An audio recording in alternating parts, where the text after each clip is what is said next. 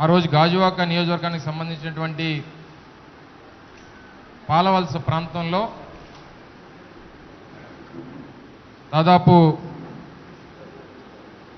1040 మెగావాట్లు సామర్థ్యం కలిగినటువంటి పవర్ ప్లాంట్ ఏర్పాటు చేయాలని చెప్పి ఆ రోజు హిందూజా పవర్ ప్లాంట్కి దాదాపు 1122 ఎకరాలు ప్రభుత్వ భూమిని ఆ రోజు ఆ సంస్థకి అందజేయడం జరిగింది. దాదాపు 2.5 దశాబ్దాలు పూర్తవుతున్నప్పటికీ నేటికి 1 మెగావాట్ పవర్ కూడా ప్రొడ్యూస్ చేసినటువంటి దాఖలాలు ఈరోజు వరకు లేవు. ఆ సంస్థకి పవర్ ప్లాంట్ ద్వారా రాష్ట్రానికి కానీ ఈ రాష్ట్రానికి 1 యూనిట్ పవర్ కూడా అందించలేనటువంటి దుస్థితిలో ఆ సంస్థ ఉండడం, కొన్ని ఈ 2.5 దశాబ్దాల్లో ఏదైతే ముఖ్యంగా ఆ 1122 ఎకరాలు కూడా వక్ఫ్ బోర్డు సంబంధించినటువంటి భూమి, దాంట్లో కౌలు చేసుకున్నటువంటి రైతులు దాన్ని ఆ ప్రాంతంలో ఆ భూముల్లో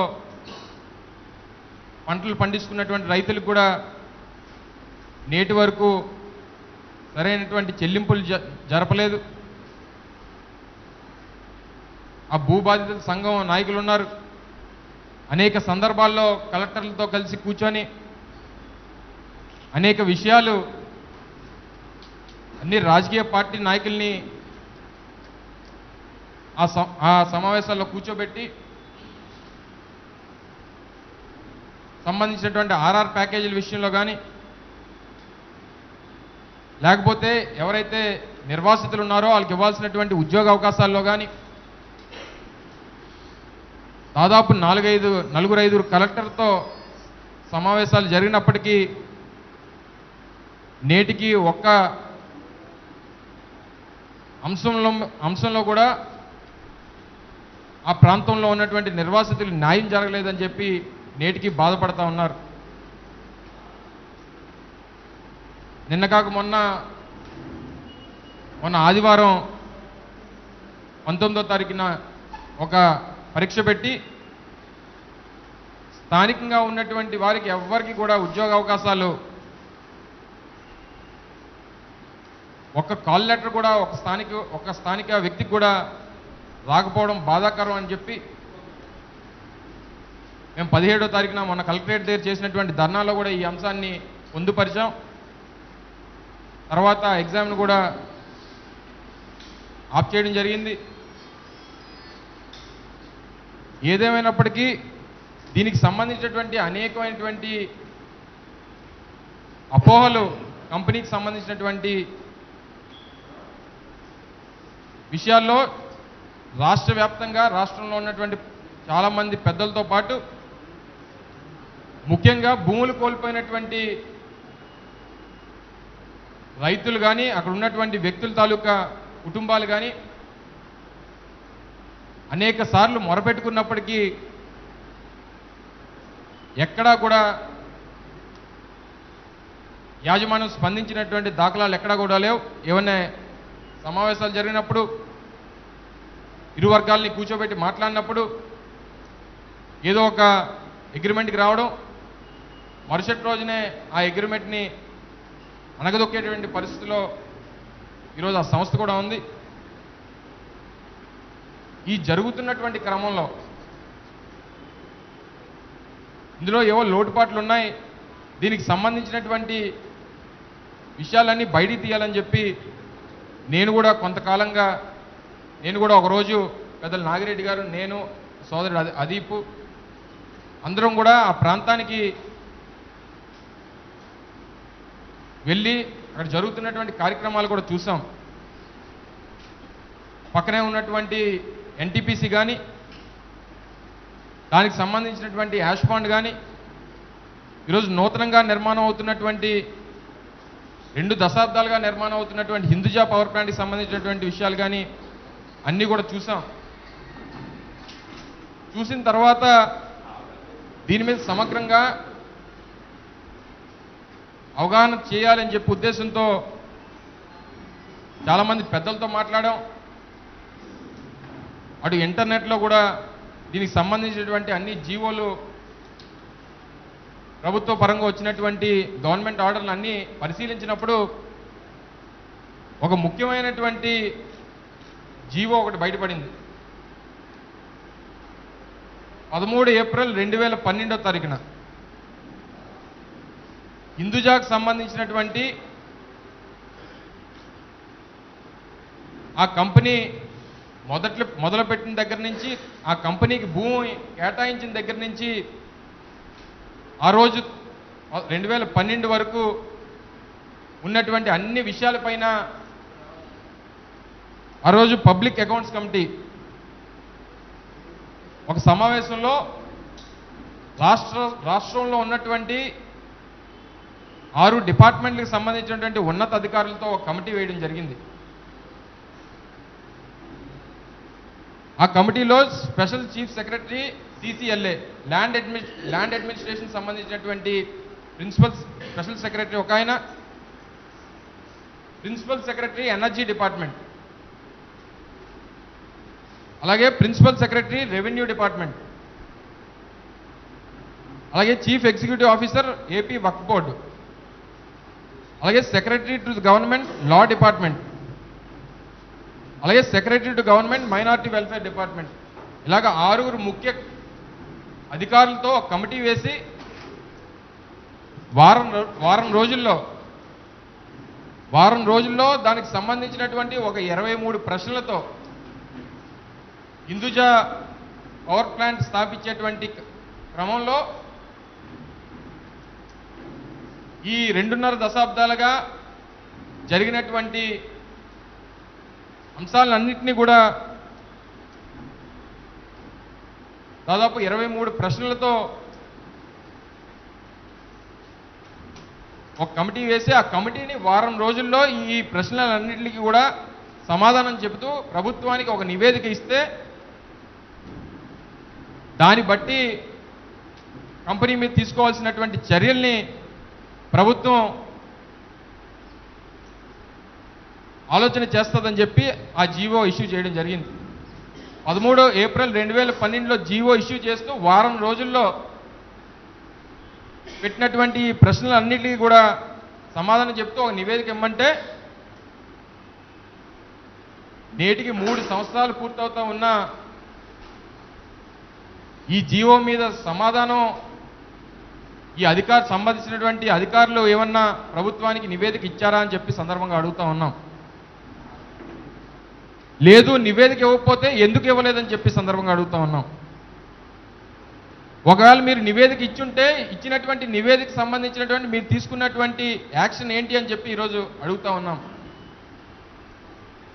లేదా జీవోని క్యాన్సిల్ చేశారా మీరు అని చెప్పి సందర్భంగా అడుగుతా ఉన్నాం. ఒకవేళ జీవోని క్యాన్సిల్ చేస్తుంటే నేటికి కూడా మీరు సంబంధించినటువంటి వెబ్సైట్కి వెళ్ళి హిందూజా అని పేరు రెవెన్యూ డిపార్ట్మెంట్లో కొడితే జీవో నేటికి కూడా ఈరోజు కూడా వెబ్సైట్లో చూపిస్తూ ఉంది. ఇందులో ఉన్నటువంటి మొదట ప్రశ్నలో మొట్టమొదట మీకు భూమి కేటాయించినప్పుడు మీకు ఇచ్చినటువంటి టర్మ్స్ అండ్ కండిషన్స్ ఏంటి అని చెప్పి జీవోలో మొదటి ప్రశ్న. ఆ ఇచ్చినటువంటి కండిషన్స్ అన్నీ హిందూజా పవర్ ప్లాంట్ పూర్తి చేసిందా, కండిషన్స్కి కట్టుబడి ఉందా లేదా అని చెప్పి ఆ క్వశ్చన్లో మళ్ళీ అవన్నీ కూడా మీకు జీవో కాపీలు అన్నీ కూడా మీకు సర్క్యులేట్ చేస్తాను. పవర్ ప్రాజెక్ట్ని పూర్తి చేయాలని చెప్పి ఆ మొదటి కండిషన్లో ఉంది. దాన్ని అలా క్రమక్రమంగా 2001 వరకు దాన్ని పొడిగించుకుంటూ రావడం జరిగింది.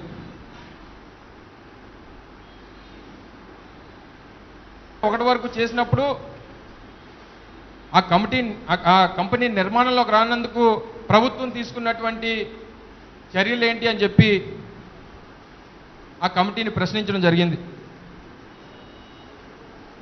దాంతోపాటు ముఖ్యమైనటువంటి విషయం ఏంటంటే మొట్టమొదట కంపెనీ ఏర్పాటు చేసినప్పుడు మీరు ప్రొడ్యూస్ చేసేటువంటి 1040 మెగావాట్లు ప్రతి మెగావాట్ కూడా రాష్ట్ర విద్యుత్ అవసరాల కోసం పూర్తిగా 1040 మెగావాట్లు కూడా రాష్ట్రానికి అందజేయాలని చెప్పి మొట్టమొదటి కండిషన్తో ఆ రోజు గవర్నమెంట్ భూమి అలాట్ చేయడం జరిగింది. ఈ రోజుకి వచ్చేసరికి కొత్త కండిషన్స్ ప్రకారం 25% మాత్రమే ఎన్టీపీసీ ఏదైతే రేటుకి ప్రభుత్వానికి ఇస్తా ఉందో ఆ రేటుకి మీరు ప్రొడ్యూస్ చేసేటువంటి 1040 మెగావాట్లో 25% రాష్ట్రానికి 1040 మెగావాట్లు ఇచ్చుకోవడానికి, బ్యాలెన్స్ 75% ఏదైతే ఉందో మీరు మర్చెంట్ పవర్ కింద మీరు అమ్ముకోవడానికి మీకు అవకాశం ఉందని చెప్పి కొత్త కండిషన్స్ చెప్తా ఉన్నాయి. మీకు ప్రభుత్వం రాష్ట్ర అవసరాల కోసం ప్రభుత్వ రేట్లకి మీకు భూమి ఇచ్చి ఇవ్వాల్సినటువంటి రాయితీలు ఇచ్చి ఆ 1122 ఎకరాలు కూడా 2,25,000 రూపాయలకి విశాఖపట్నం నడిబొట్టున ఉన్నటువంటి భూమిని మీకు దేనికి ఇచ్చిందని చెప్పి సందర్భంగా యాజమాన్యాన్ని అడుగుతా ఉన్నాం. రావడానికి మీకు భూమి ఇచ్చి మిమ్మల్ని విద్యుత్ సరఫరా చేయమని అడిగితే మొన్న ఫిబ్రవరి 16, 2015 తారీఖున ఏపీఈఆర్సీకి ఒక లెటర్ హిందూజా పవర్ ప్లాంట్ వాళ్ళు, ఇంకా వాళ్ళు ఇప్పుడు వచ్చి ఒక్క యూనిట్ పవర్ కూడా ఎక్కడ సప్లై చేసినటువంటి దాఖలాలు లేవు. ఫిబ్రవరి 16వ తారీఖున 2015 తారీఖున ఏపీఈఆర్సీకి ఒక లెటర్ పెట్టడం జరిగింది. ఈ లెటర్లో వాళ్ళు అంటారు, మేము ప్రొడ్యూస్ చేసేటువంటి పవరు కనీసం మీరు ₹4.99 ఇస్తే కానీ మేము మీకు సరఫరా చేయలేమని చెప్పి ఏపీఈఆర్సీకి ఒక లెటర్ పెట్టడం జరిగింది. మీకు రాయితీలు ఇచ్చింది దేనికి? మీకు ప్రభుత్వం సహకరించి మీకు భూమి ఇచ్చింది దేనికి? ఇవన్నీ చేస్తే ఈరోజు ఏపీ ట్రాన్స్కో, ఏపీ జెన్కో ఈరోజు ప్రభుత్వానికి ₹3.50కి ఒక యూనిట్ని సరఫరా చేస్తూ ఉంది. అలాంటిది మీకు ఏపీ జెన్కోకు ఉన్నటువంటి వ్యత్యాసం దాదాపు ₹1.50 యూనిట్ మీద. అంటే మీరు ప్రభుత్వంతో మీరు వ్యాపారం చేద్దాం అనుకుంటా ఉన్నారా? లేకపోతే ఈరోజు ఆ ప్రాంతంలో ఉన్నటువంటి రైతుల్ని, ఆ ప్రాంతంలో ఉన్నటువంటి వ్యక్తుల్ని, నిర్వాసితుల్ని అందరినీ ఇబ్బంది పెట్టి మీరు ఈరోజు వ్యాపారం చేయడానికి ఈ ప్రాంతానికి వచ్చారా అని చెప్పి సందర్భంగా అడుగుతా ఉన్నాం. ముఖ్యంగా పోనీ మీకు వచ్చినటువంటి ఎన్విరాన్మెంటల్ క్లియరెన్స్లు, సెంట్రల్ గవర్నమెంట్ మీకు ఇచ్చినటువంటి ఎన్విరాన్మెంటల్ క్లియరెన్స్లో పొందుపరిచినటువంటి అంశాలన్నింటినీ మీరు పరిగణలోకి తీసుకొని దాన్ని పాటిస్తూ ఉన్నారా అని చెప్పి సందర్భంగా అడుగుతూ ఉన్నాం.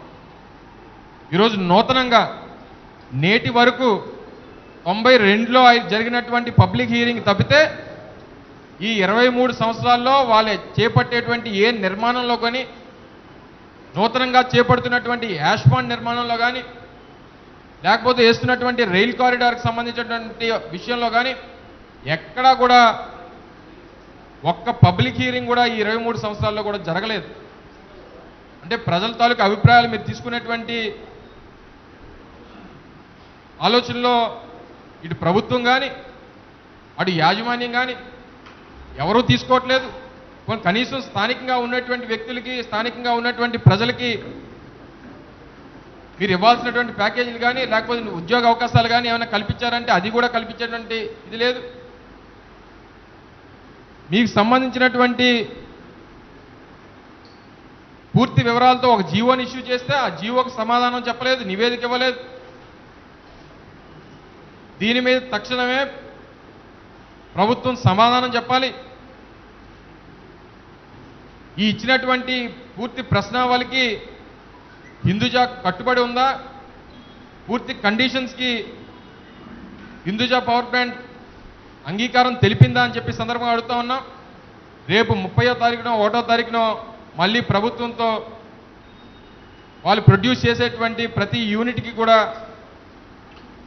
ఏ రేట్ని తీసుకోవాలనే దాని మీద ఎంఓయూ కూడా ఎంటర్ అవ్వబోతా ఉన్నారని చెప్పి తెలుస్తూ ఉంది. ఈ జిల్లా ప్రజలకి రాష్ట్ర ప్రజలకి దీని మీద సంబంధించినటువంటి పూర్తి వివరాలు తెలిసిన తర్వాతే ఈ ప్రభుత్వం ఆ యాజమాన్యంతో కానీ ఆ సంస్థతో కానీ అగ్రిమెంట్కి వెళ్ళాలని చెప్పి ఈరోజు మేము డిమాండ్ చేస్తూ ఉన్నాం. కొన్ని విషయాలు చూస్తే ఆశ్చర్యం వేసింది. 2010లో ఒక ఖటార్ కంట్రీకి సంబంధించినటువంటి కంపెనీతో వీళ్ళ కంపెనీ 10% స్టేక్ ఆ కంపెనీకి ఇవ్వడానికి అని చెప్పి డిస్కషన్ జరుగుతూ ఉన్నదని చెప్పి ఒక పేపర్లో వచ్చింది. వారికి సంబంధించినటువంటి మేనేజింగ్ డైరెక్టర్ ఇచ్చినటువంటి స్టేట్మెంట్ అంటే మేము భూములు ఇక్కడ ఇచ్చి రాష్ట్రం కోసం రాష్ట్ర అవసరాల కోసం మీకు విద్యుత్ సరఫరా చేయమని చెప్పి ప్లాన్ ఇస్తే మీరు దీన్ని తీసుకొని వెళ్ళి బయట దేశాలకి ఈ సంస్థ వాటాలు అమ్మడానికి మీరు ఉపయోగించుకుంటా ఉన్నారా అని చెప్పి అడుగుతా ఉన్నాం. మీకు 2,25,000 రూపాయలకి మీకు భూమి ఇస్తే అనేక అంశాలు బయటపడతా ఉన్నాయి. అలా మీరు 2,25,000 రూపాయలకి భూమికి మీరు బయట నుంచి తీసుకొచ్చినటువంటి ఫండింగ్ ఎంత అని చెప్పి సందర్భంగా అడుగుతా ఉన్నాం. అనేక అంశాలు ఒకటి బయటపడతాయి. మేము ఈరోజు పెట్టినటువంటి సమావేశం బాధితుల తరపున కానీ పార్టీ తరపున కానీ ఒకటే అడుగుతా ఉన్నాం. మాకు ఎన్ని అంశాలు ఉన్నప్పటికీ మాకు ఈ జీవోకి సమాధానం కావాలని చెప్పి సందర్భంగా అడుగుతా ఉన్నాం. దీన్ని మీ అందరికీ కూడా ఇప్పుడు సర్క్యులేట్ చేస్తాం. మీరు కూడా మీరు చేయాల్సినటువంటి విచారం కానీ మీరు చేసినటువంటి ఆ సంస్థకు సంబంధించినటువంటి కార్యక్రమాలు మీరు ఇప్పటికే చాలామంది చేసుంటారు. ఈ జీవో మీరు చదివినట్టయితే పూర్తి వివరాలు జీవో ఇష్యూ చేస్తూ 35% రైతులకి, 35% వక్ఫ్ బోర్డుకి, బ్యాలెన్స్ 30% ఎవరికి అనేది కోర్టులో తేలుతుందని చెప్పి జరిగింది. ఈరోజు కూడా అది ఎవరికి చెందుతుంది అనే దాని మీద ఒక క్లారిటీ లేదు. 35% వరకే రైతులకు చెందింది. ఆ బ్యాలెన్స్ 30% మీరు అన్నట్టు ఇంకా కోర్టులో ఉంది. వాళ్ళు ఇంకా కూడా ఫైట్ చేస్తే ఆ 30% కూడా రైతులకు చెందాలని చెప్పి ఈరోజు అడుగుతూ ఉన్నారు. హిందూజాతో ఈ ప్రభుత్వం కుమ్మక్కు కావడమని మేము అనుకుంటున్నామండి. ఖచ్చితంగా ఈవేళ గవర్నమెంట్ ఆఫీసర్స్ కలెక్టర్ దగ్గర జేసీ దగ్గర కూర్చొని వడంబడికలు చేసుకోవడం జరిగింది. 300 మందికి అక్కడ పాలవలస ఆ పరిసర ప్రాంతాల్లో ఉన్నటువంటి 5 పంచాయతీలకి చెందినటువంటి వాళ్ళకి ఉద్యోగాలు ఇవ్వాలనేది ఖచ్చితంగా వడంబడికి కూడా జరిగింది నేను కార్పొరేటర్గా ఉన్నప్పుడు. మరి తర్వాత నష్టపరిహారం అనేది కూడా ఇమ్మీడియట్గా మేము రైతులకు అందజేస్తామని ఆయా అధికారులు చెప్పడం జరిగింది. దరిమిల మరి ఈ రాష్ట్రం తాలూకా ఇడిపోవడం అనేది ఇలా దానిలో ప్రభుత్వం సరిగ్గా పనిచేయలేదనే సంగతి మనకందరికీ తెలుసు. ఇప్పుడు ప్రజెంట్ వచ్చిన ప్రభుత్వం వాగ్దానం చేసింది, మేము అధికారంలోకి వచ్చిన 6 నెలల లోపల రైతులకు అందరికీ కూడా నష్టపరిహారం ఇప్పిస్తామన్నారు. ఈ 300 ఉద్యోగాలు కూడా ఇప్పిస్తామని చెప్పి అధికారంలోకి వచ్చి ఈవేళ సంవత్సరం కావస్తుంది. వాళ్ళకి ఉద్యోగాలు ఇవ్వలేదు సరిగదా, ఇవాళ వరకు కూడా నష్టపరిహారం కూడా ఇవ్వలేదు. దీని మీద అనేక పర్యాయాలు మళ్ళీ రిప్రజెంటేషన్ చేస్తే ఇలా కలెక్టర్ గారు కూడా మాట అంటున్నారు.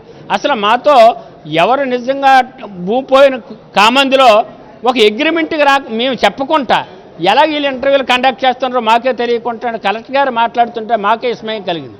ఆ కన్సల్ట్ డిప్యూటీ కలెక్టర్ కూడా కలెక్టర్ గారు చెప్పడం జరిగింది. ఆ డిప్యూటీ కలెక్టర్ కూడా ఇంతవరకు మాకే తెలియదు ఎలాగా దీని మీద వాళ్ళు ఎగ్జామినేషన్ కండక్ట్ చేస్తున్నారు, ఎవరికి ఉద్యోగాలు ఇద్దాం అనుకుంటున్నారు, అసలు మేము వాళ్ళకి ఒక సర్టిఫికెట్ ఇవ్వాలా, ల్యాండ్ లోజర్స్గా వీళ్ళు ఉన్నారు వీళ్ళకే ఉద్యోగాలు ఇవ్వాలని మేము సర్టిఫికెట్ ఇవ్వకుండా వీళ్ళు ఎవరికి అసలు ఉద్యోగాలు ఇద్దామని ఈ ఎగ్జామినేషన్ కండక్ట్ చేశారని అడుగుతుంటే మాకే ఆశ్చర్యం వేసింది. అంటే దీనికి పూర్తిగా పొలిటికల్ ప్రెజర్కి బెండ్ అయి హిందూజా వాళ్ళు స్థానికేతరులకు ఉద్యోగాలు ఇస్తున్నారు. ఆ స్థానికేతరులకు ఉద్యోగాలు ఇచ్చినవన్నీ కూడా లక్షల మీద వాళ్ళు మరి పొలిటికల్ తాలూకా బంధువులు కలెక్ట్ చేస్తున్నారని కూడా ఆరోపణలు ఉన్నాయి. దీని మీద సమగ్రంగా దర్యాప్తు జరిపించి కలెక్టర్ గారు మరి సీఎం గారు నోటీసులో పెట్టి స్థానికులకి ఖచ్చితంగా ఉద్యోగ అవకాశాలు ఇవ్వాలా, వాళ్ళకి నష్టపరిహారం ఇవ్వాలా. ఆ స్థానికుల సమస్యల మీద మేము వైఎస్ఆర్ పార్టీ స్పందించి వాళ్ళ తరపున పోరాటం చేయడానికి సిద్ధంగా ఉన్నామని మీ ద్వారా తెలియపరచుకున్నాం. మన ప్రాంతంలో కానీ మన రాష్ట్రంలో మన దగ్గరలో మనం ఒక కంపెనీకి కానీ ఒక ప్రాజెక్ట్కి కానీ మనం అనుమతి ఇచ్చాము అంటే ఖచ్చితంగా అక్కడ ఉన్నటువంటి ప్రాంతం బాగుపడాలి, అక్కడ వచ్చే కంపెనీ వల్ల మన రాష్ట్ర ప్రయోజనాలు అన్నింటిని కూడా దృష్టిలో పెట్టుకొని మరి పర్మిషన్లు ఇవ్వడం జరుగుతుంది. మరి అలాంటప్పుడు ఇవాళ అక్కడ ఉన్నటువంటి నిర్వాసిత యువకులు ఎవరికీ కూడా ఉపాధి కలగకుండా మరి మనందరికీ ఇప్పుడు చూస్తున్నాం, సుమారు 20 సంవత్సరాల నుంచి ఆ కంపెనీ పనులు ఇంకా పూర్తవుతూనే ఉన్నాయి. మరి అంతేకాకుండా అక్కడ ఎవరైతే నిర్వాసితులు ఉన్నారో వీళ్ళందరికీ కూడా ఉపాధి కలగకుండా వాళ్ళందరూ కూడా నానా బాధలు పడుతున్నారు. ఈ తరం కాకపోతే వచ్చే తరంలోనైనా మా పిల్లలకి ఏదో ఉద్యోగాలు దొరుకుతాయి అని చెప్పి ఆ నిర్వాసితులందరూ కూడా భూములు కోల్పోయిన బాధ ఉన్నా సరే ఏదో ఒక ఆనందం, ఉద్యోగ అవకాశాలైనా దొరుకుతాయి కదా అని ఉంటారు. ఇవాళ వాళ్ళందరూ కూడా ఇల్లులు తాకట్టు పెట్టుకొని బ్యాంక్ లోన్లలో అన్ని కూరుకుపోయి ఉన్నారు. ఇవాళ నోటీసులు కూడా తీసుకొచ్చి వాళ్ళు చూపించి వాళ్ళ వ్యధ మా దగ్గర చెప్పుకుంటున్నారు. నిజంగా ఇది చాలా దురదృష్టకరమైన